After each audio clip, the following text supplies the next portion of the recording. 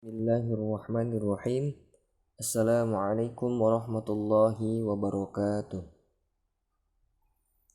Alhamdulillahirabbil alamin. Allahumma shalli ala sayyidina Muhammad wa ala ali sayyidina Muhammad. Puji syukur kehadirat Allah Subhanahu wa taala. Salawat beserta salam tak lupa kita curah limpahkan kepada baginda Nabi besar Muhammad sallallahu alaihi wasallam. Yang saya cintai anak-anakku sekalian, siswa dan siswi SMA Negeri 1 Kedung Waringin. Sebelum saya menyampaikan materi, perkenalkan, nama saya Muhammad Nurdin Jailani. Saya guru sejarah di SMA Negeri 1 Kedung Waringin.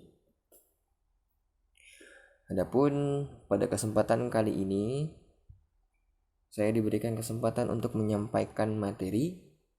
Adapun tema materinya yakni tentang Islam rahmatan lil alamin berkaitan dengan fenomena virus corona. Dan judul yang akan saya bawakan pada hari ini yakni tentang pentingnya ikhtiar, doa dan tawakal menghadapi virus corona. Adapun judul ini saya kutip dari halaman yaitu islam.nu.org.id. Baik, sebelum kita mulai materi, mari kita ucapkan basmalah bersama-sama. Bismillahirrahmanirrahim. Oke, sebelum kita masuk ke materi pertama, tentunya kita sudah tahu bahwa pada hari ini dan hari-hari kebelakang kita telah dihadapkan dengan fenomena yang luar biasa, yakni fenomena atau pandemi virus corona, di mana virus corona ini sudah menjadi virus yang sangat luar biasa penyebarannya, baik di luar negeri maupun di dalam negara kita sendiri. Di mana yang kita ketahui bahwa penyebaran virus corona sudah tersebar dari ujung Merauke sana, dari Aceh sampai ke Papua. Tentu ini hal yang sangat luar biasa. Nah, dalam hal itu, lalu kaitannya dengan Islam rahmatan lil alamin, bagaimana kita selaku seorang muslim menghadapi atau menyikapi tentang adanya virus corona ini. Maka dari itu, perlulah usaha-usaha yang harus kita lakukan dalam menyikapi wabah ini. Nah, sesuai dengan judul yang akan saya bawakan, yaitu tentang pentingnya ikhtiar, doa dan tawakal, maka trilogi atau ketiga hal ini akan menjadi suatu cara bagaimana kita seorang muslim menyikapi dengan baik tentang adanya virus corona ini. Oke ya, yang pertama, apa yang harus kita lakukan? Yang pertama yaitu adalah dengan berikhtiar. Ikhtiar. Jika seseorang mengharapkan sesuatu, misalnya perubahan nasib, mendapatkan rezeki, ilmu, kelulusan ujian, kesehatan, dan sebagainya, maka ia harus melakukan suatu upaya lahiriah secara aktif dan nyata. Upaya lahiriah ya, upaya yang berbentuk secara fisik yang harus kita lakukan. Dan inilah yang disebut sebagai ikhtiar atau usaha.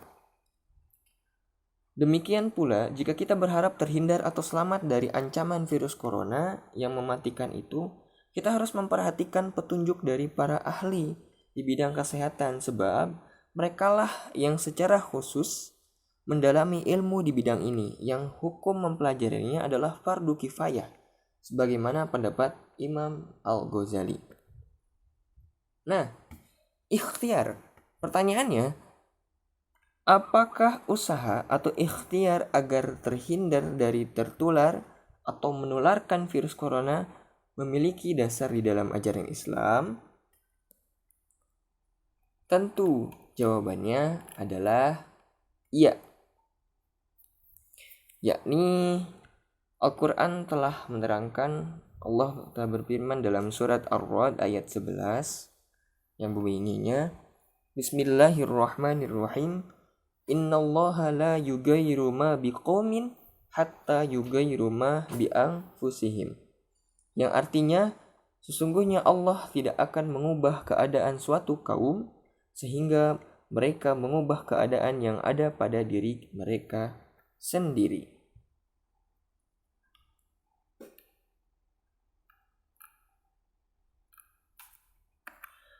Merujuk pada ayat tersebut, ancaman virus corona bisa saja akan berlangsung sampai ada usaha-usaha nyata untuk menanganinya. Dalam hal ini, ada dua tindakan menangani, yaitu adalah untuk mencegah atau to prevent dan untuk mengobati atau to cure.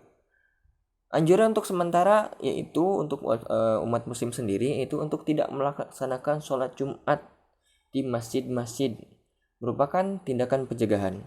Inilah kewajiban para ulama untuk memberikan fatwa tersebut. Sedangkan tindakan untuk pengobatan tadi atau to cure hanya dapat dilakukan oleh para dokter. Berikhtiar tentunya adalah suatu hal yang wajib. Maka barang siapa yang mau berikhtiar, ikhtiarnya juga akan dicatat sebagai ibadah. Jika ikhtiarnya membuahkan hasil, maka setidaknya ia akan mendapatkan dua keuntungan. Pertama, ia akan memperoleh pahala dari Allah. Kedua, ia akan mendapatkan keberhasilan atau manfaat dari apa yang telah ia usahakan. Oke, berbicara tentang ikhtiar, lalu apakah usaha-usaha kecil yang bisa kita lakukan di dalam rumah? Tentunya sudah ada himbauan yang telah disampaikan oleh pemerintah terkait apa yang harus kita lakukan untuk mencegah tertular virus corona. Oke ya, bagaimana cara mencegah virus corona? Adapun cara mencegah virus corona sesuai anjuran dari pemerintah, yakni kita harus sering membersihkan tangan sebelum memegang wajah. Jadi kita usahakan untuk tidak memegang wajah kita ya, karena penularan virus corona itu bisa ditularkan dari 3 hal, yaitu dari mata, hidung, dan mulut. Jadi stop untuk touching your face atau untuk menyentuh muka kita sendiri, apalagi sebelum cuci tangan. Yang kedua yaitu cuci tangan. Yang ketiga keringkan tangan. Keempat tutup mulut dan hidung saat bersin atau batuk. Mungkin sebelum wabah corona ini ada, mungkin bersin dan batuk itu hanya satu hal yang biasa ya. Tapi nyatanya karena ada pandemi ini, bersin dan flu karena memang termasuk dari gejala virus corona, akhirnya kita harus mencegah. Dan untuk mencegah itu kita harus menutup mulut ketika bersin atau batuk. Yang kelima, gunakan masker saat terkena gangguan pernapasan. Gunakan masker juga, jangan lupa sebelum bepergian ya. Kemanapun kita bepergian, usahakan untuk selalu menggunakan masker. Karena fungsi masker sendiri adalah menghindari kita untuk menyentuh bagian muka dan juga untuk mencegah masuknya virus ke dalam tubuh kita melalui mata, mulut, dan ataupun hidung. Yang keenam yaitu adalah patuhi petunjuk keamanan makanan. Jadi tentunya salah satu caranya untuk mencegah virus corona juga yaitu adalah kita harus menjaga tentang imunitas kita atau kesehatan tubuh kita dengan selalu makan makanan yang bergizi. Dan saat puasa ini tentunya usahakan untuk makan makanan bergizi saat berbuka maupun di saat sahur. Nah, yang pertama tadi sudah ikhtiar. Yang kedua, apa yang harus kita lakukan? Yang kedua yaitu adalah doa. Oke.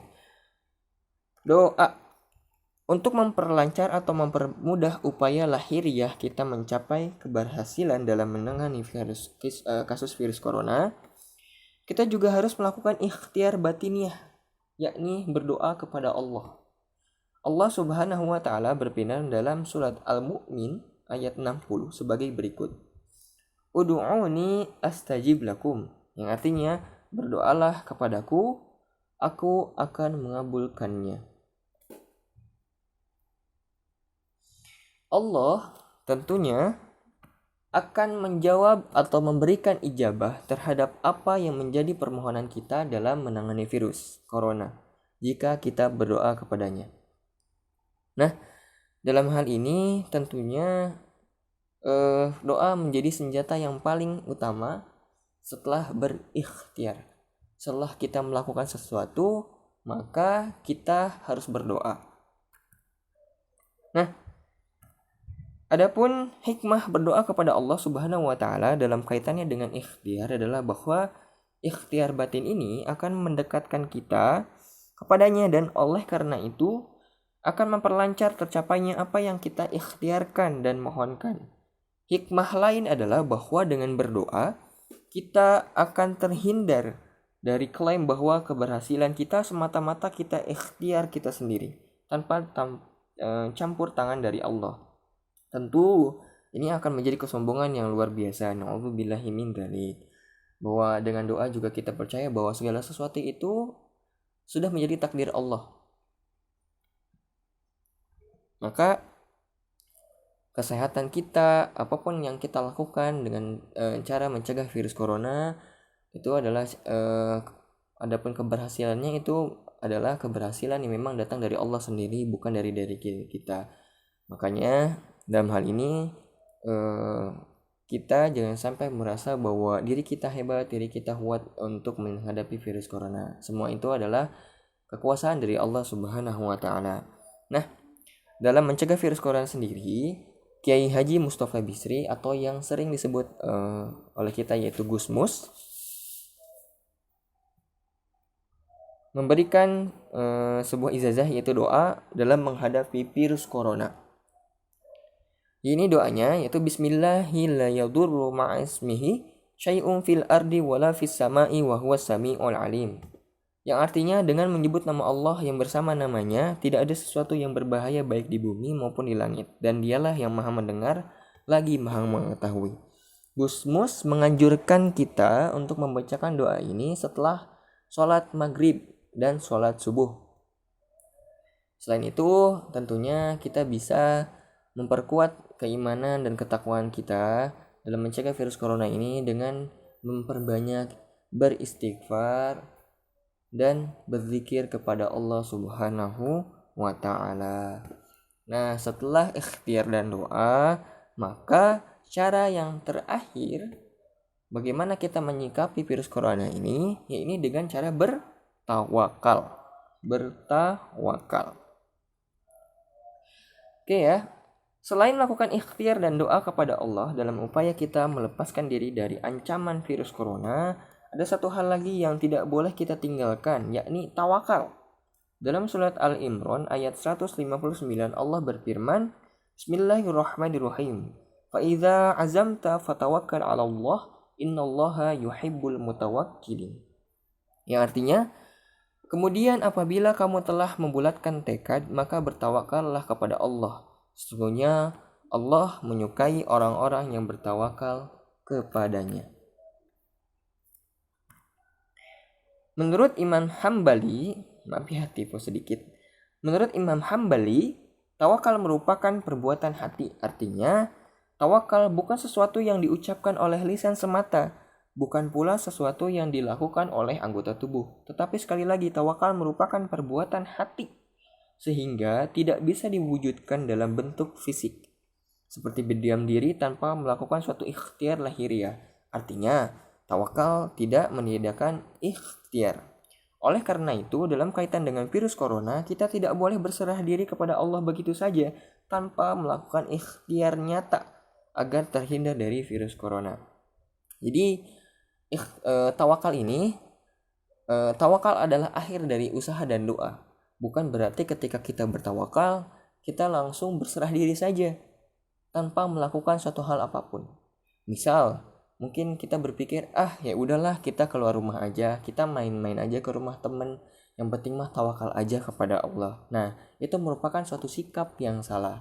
Maka tawakal yang benar adalah tawakal yang memang sudah diusahakan, baik dari ikhtiar dan doa. Ikhtiar tadi kita tetap berdiam di dalam rumah, membersihkan diri, menjaga makanan, pola makan, dan jangan lupa untuk berdoa kepada Allah Subhanahu wa ta'ala. Rasulullah SAW memberikan petunjuk bahwa tawakal itu tidak mentiadakan ikhtiar yang masuk akal terkait dengan persoalannya, sebagaimana beliau tunjukkan dalam suatu hadis tentang perlunya mengikat unta sebelum memasrahkan kepada Allah dengan tawakal. Hadis tersebut diriwayatkan oleh Ibnu Hibban sebagai berikut. Ikhilha wa tawakkal, artinya ikatlah untamu dan bertawakallah. Jadi dalam hadis ini Rasulullah mencontohkan bahwa tadi sebelum kita bertawakal maka kita harus berikhtiar dulu. Maka beliau mencontohkan dengan cara mengikat untanya terlebih dahulu lalu bertawakal. Artinya berusaha lebih dahulu, ikat untanya supaya untanya tidak kabur. Hal ini dicontohkan bahwa kalau kita ingin sesuatu maka berikhtiar dulu, diusahakan dulu baru bertawakal. Nah, setelah ikhtiar lahiriah dan batiniah tadi itu kita lakukan dengan sungguh-sungguh, maka kita pasrahkan persoalan virus corona dan hasil dari ikhtiar itu kepada Allah dengan meyakini bahwa apapun ketentuan Allah adalah yang terbaik. Baik, kesimpulannya kita harus bersikap tengah-tengah ya. Jadi di tengah-tengah kesimpulannya itu tawasuh dan seimbang tawazun dalam menghadapi wabah virus corona atau COVID-19 dengan melaksanakan trilogi ikhtiar, doa, dan tawakal. Maka ingat pesan Bapak hari ini yakni pesan yang pertama kita lakukan ikhtiar dengan tetap stay home, berdiam di rumah. Lalu kita panjatkan doa, dan yang terakhir kita bertawakal kepada Allah Subhanahu wa ta'ala. Oke, semuanya anak-anakku sekalian, cukup sekian materi yang bisa Bapak sampaikan. Mohon maaf bila ada kesalahan dan khilafan yang Bapak sampaikan. Maka kebenaran itu datangnya hanya pada Allah sendiri, dari Allah langsung, dan kesalahan itu datang dari diri Bapak sendiri. Oke, cukup sekian semuanya. Semoga kita semua selalu diberikan kesehatan, diberikan keberkahan di bulan Ramadan ini, dan diberikan terus semangat untuk menjalankan Ramadan ini dengan penuh semangat, dengan tentunya dengan berharap semoga Allah Subhanahu wa taala memberkati dan memberkahkan Ramadan kita. Oke, semuanya cukup sekian. Billahi taufik wal hidayah wal afu minkum. Wassalamualaikum warahmatullahi wabarakatuh.